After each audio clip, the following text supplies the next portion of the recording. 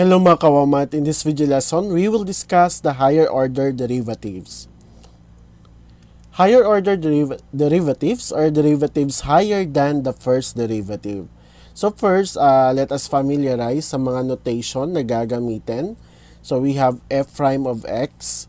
So kagaya lang siya ng y prime and dy over dx. Meron din tayong f double prime x and then y double prime. So, d squared y over dx squared. So, magkaparehas lang ang mga yan.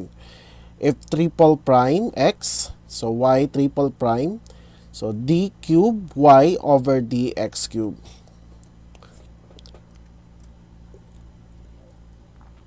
Next, we have f to the fourth prime of x.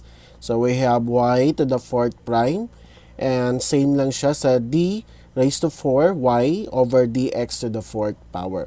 So, and then kapag more than 4 or greater than or equal to 4, so we can denote as n. So, take note class, lalagyan natin siya ng parenthesis kasi kapag wala siyang parenthesis dito, magiging exponent siya para alam natin na yan ay prime. So, kapag more than 4 or greater than na sa 4, so, ang ilalagay na lang natin is n. So, ilalagay natin y, okay, to the n prime, and d raised to n prime over y, of y over dx raised to n. So again class, yung higher order derivatives ay kung ilang order yung pinapahanap sa atin. Let's say ipapa-differentiate sa atin into third order derivative, so yun yung kukunin natin. Okay, so for example, find the first derivative, second derivative, and third derivative of each of the following. So for example, number 1, we have y is equal to x to the fourth power plus x cubed minus 9. So unahin natin yung first derivative. So 4, ang first derivative nito is 4x cubed. So di ba binabawasan lang natin yung exponent. 4x cubed plus 3x squared. And then, kunin naman natin yung pangalawang derivative. So, mula dito sa first derivative natin, kukunin natin yung second derivative. So, 3 times 4, that is 12. X, babawasan natin yung 3, so magiging 2 na lang.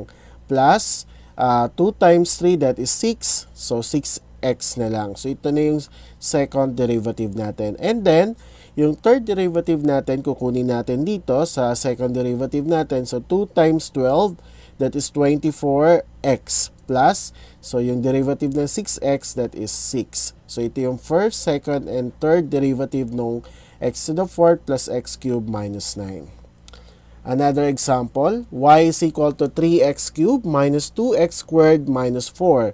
So kunin natin yung first derivative nito. So that is 3 times 3, that is 9x squared plus, this will be negative, no? So should be negative 4x. Okay, so again, that is 9x squared minus 4x. And then, kukunin natin yung third derivative mula dito, yung second derivative mula dito. So, magiging 2 times 9, that is 18x minus 4.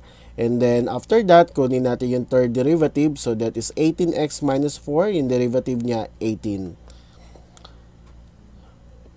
Okay, for example number 3, f of x is equal to the quantity of 2x plus 3 to the fourth power. So, dito, pwede natin gamitin yung chain rule.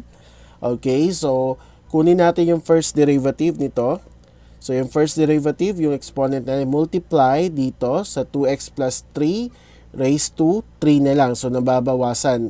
Mababawasan ito ng isa. And then, kunin natin yung derivative ng u natin na 2x plus 3. So, yung derivative ng 2x plus 3 is 2. And then, after that, pwede natin to i-multiply yung 4 and 2. So, that will become 8 times the quantity of 2x plus 3 cube. So, ito yung first derivative natin. So, mula dito, kunin natin yung second derivative natin. So, 3 times 8, that is 24, times the quantity of 2x plus 3. So, ito ay magiging 2 na lang squared. And then, kunin natin yung derivative ng 2x plus 3 and that is 2. So, ito naman, pwede natin i-multiply kay 24. So, yung second derivative natin is 48 times the quantity of 2x plus 3 squared. And after that, kunin natin yung third derivative natin. So, mula dito, so, From 48 times 2x plus 3 squared, kunin natin yung third derivative natin. So 2 times 48, that is 96 times the quantity of 2x plus 3. So 2x plus 3 na lang to, no? Wala nang squared tayo dito kasi mababawasan na ng isa. So that will be 96. So 2 times 48, that is 96 times 2x plus 3. So wala na tayong exponent, nabawasan na ng isa, times the derivative ng 2x plus 3 natin, which is 2. So ito pwede natin i-multiply. So 96 times 2, that is 192 times 2x plus 3. So that is our third derivative. Okay, for example number 4, f of x is equal to the quantity of x squared plus 2 cubed. So what we're going to do, so pwede rin natin i-apply yung chain rule dito or yung product rule. So maraming pwedeng gamitin, no? So first, that is 3 times the quantity of x squared plus 2 squared. So 3, nabawasan natin ng isa, times yung derivative ng x squared plus 2, that is 2x. And after that, so pwede natin to i-multiply si 2x saka si 3. So yung first derivative natin ay 6x times the quantity of x squared plus 2 squared. Then mula dito, kunin natin yung second derivative natin. So f double prime of x is equal to 6x times the quantity of x squared plus 2 squared. So anong gagawin natin? I-multiply natin. So pwede tayo gumamit ng product rule dito. Okay, so gamit yung product rule. So 6x times, ito yung multiply natin dito, ilagay natin dyan. Kunin natin yung derivative ng x squared plus 2 squared, gamit yung chain rule niyan.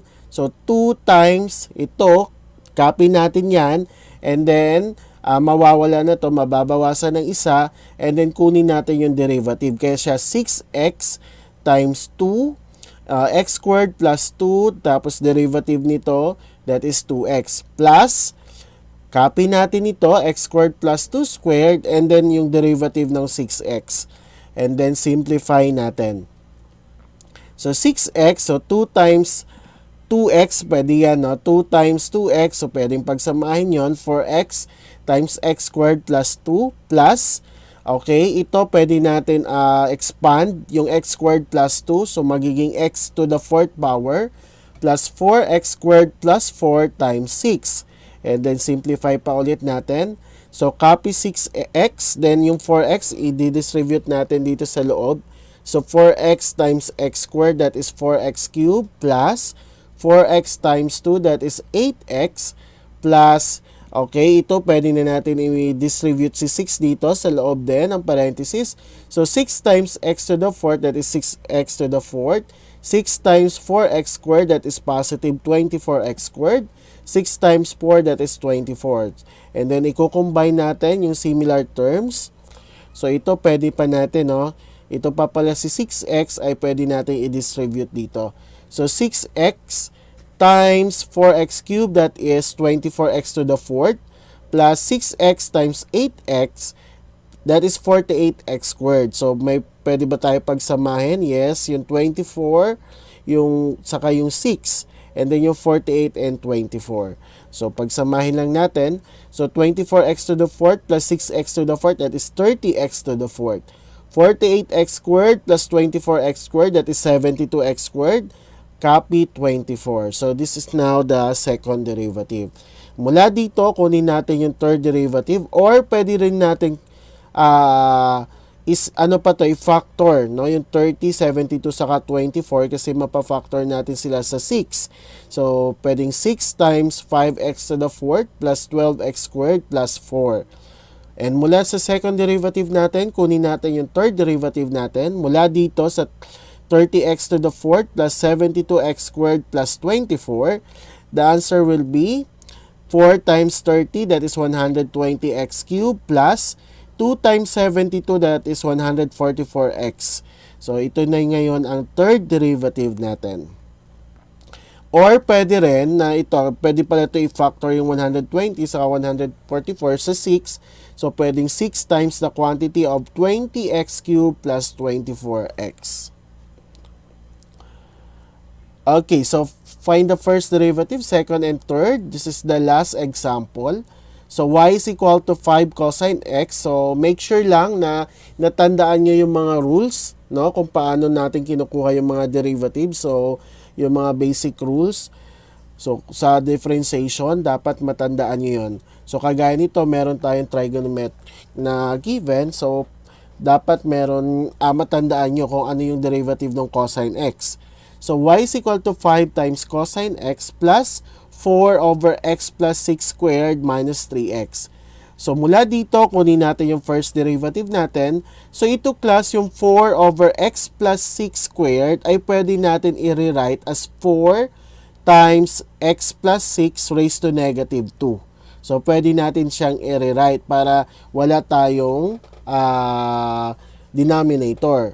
So, mula dyan, so magiging 5 times yung derivative ng cosine x, kung babalikan natin sa mga previous video natin, that is negative sine x, plus we have 4, and then kunin natin yung derivative nito. Okay, multiply natin yung 4 dito sa derivative nito. So 4 times negative 2 times x plus 6. So pwedeng gamitin yung chain rule dito, no? Raised to negative 3. Bakit negative 3? Kasi negative 2 minus 1 magiging negative 3. And then yung derivative ng negative 3x, that is minus 3. So pwede natin itong i-multiply yung 4 times negative 2. So unahin natin yung may exponent. Okay, so magiging y prime is equal to, so 4 times negative 2, that is negative 8. So copy natin ito, yung x plus 6 raised to negative 3. And then minus 3 minus 5. Okay, so tinanggal na natin yung negative dito sa sign. X dito na natin nilagay sa labas. So 5 times negative sine x, that is negative 5 sine x. So that will be the first derivative. So mula dito, kunin naman natin yung second derivative natin. So negative 8, and then multiply natin ito. So kunin natin yung derivative nitong x plus 6 raised to negative 3. So negative 3 times x plus 6, okay, times, so ito magiging raised to negative 4 na kasi negative 3 minus 1, that is negative 4. Minus, so yung sin x natin, so yung sin x natin, the derivative ng sin x natin is positive cosine x. So, negative 5 times cosine x. And then simplify natin. So, negative 8 times negative 3, that is positive 24 times the quantity of x plus 6 raised to negative 4 minus 5 times cosine x. So, ito na yung pangalawang derivative natin. So, mula dyan, kukunin natin yung pangatlong derivative. So, copy 24 times. So, negative 4 times x plus 6. So, ito, kinukuha natin yung derivative nito.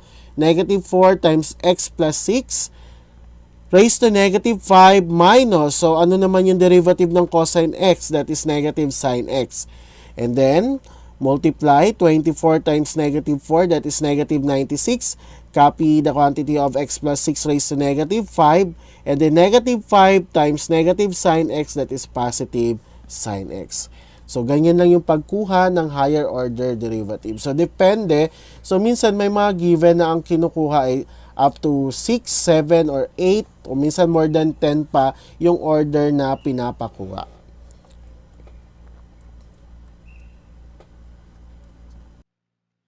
Thank you for watching this video. I hope you learned something.